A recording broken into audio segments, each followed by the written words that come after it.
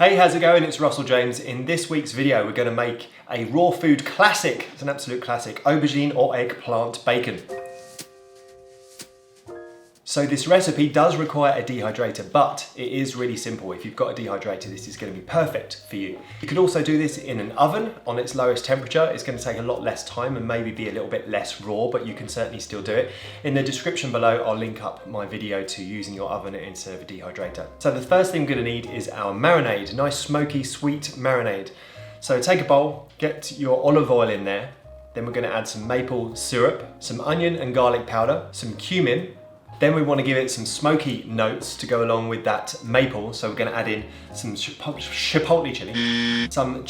chili powder and some beautiful smoked paprika, one of my favorite combinations of spices. And for our saltiness, we're going to add a little bit of salt, but then we're also going to add some depth of flavor with some tamari. Okay, get that whisked up.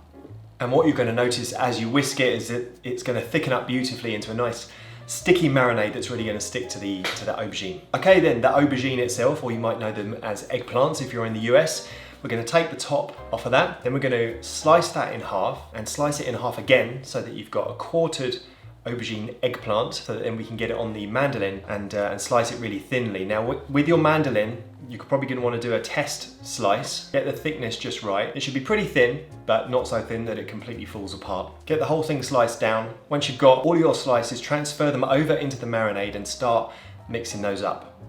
Then make sure you get them all completely covered. The salt itself and the tamari is going to soften up those strips beautifully, so that then we can start placing those on our non-stick dehydrator sheet. And again, if you're using your oven, you can just use some baking parchment here. And I like to kind of crinkle them up just before they go in.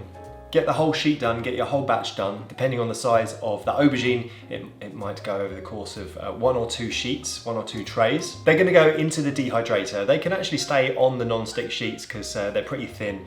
You don't necessarily need to transfer them halfway through onto a mesh sheet, but you can do. But ideally, it's going to take at 115 degrees Fahrenheit on a non-stick sheet. It's going to take about 12 to 14 hours. But you really can't overdo these. If you want them nice and crispy, you could leave them in there for 24 hours if needed. Okay, there you go. When you take them out of the dehydrator, you've got these beautiful, crisp aubergine or eggplant bacon strips. You can eat them as is, they're great for snacks. You can crumble them onto salads, or you can use them in sandwiches. I've got some bread recipes on my site. I'll link those in the description.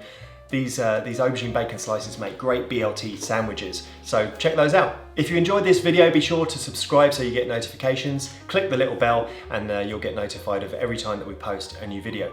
Thanks so much for watching, and I'll see you in the next one.